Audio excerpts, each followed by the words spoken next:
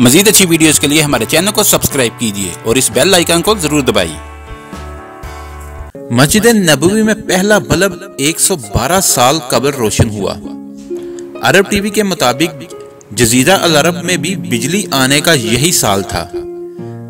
मस्कुरा bulb 1325 हिजरी यानी आज से 112 साल कबल मस्जिद नबवी में लगाया गया। ये पहला बल्ब था जिसने रवायती शमों को बुझाकर बिजली की रोशनी से मुनव्वर किया गया।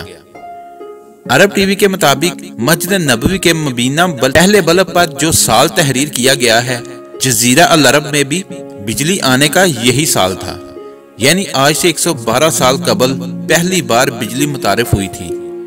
मदीना मुनव्वरा गवर्नर की वेबसाइट के मुताबिक उस्मानी खलीफा सुल्तान अब्दुल हमीद के दौर में मस्जिद नबवी की तोसी 1265 हिजरी से 1277 हिजरी तक जारी रही। इस वक्त मस्जिद नबवी में तेल के जरिए रोशन होने वाले 600 दिए जलाए जाते थे। अगर आपको हमारी वीडियो अच्छी लगी है तो इसको लाइक और शेयर करें और हमारे चैनल को सब्सक्राइब करना ना भूलिए। शुक्रिया।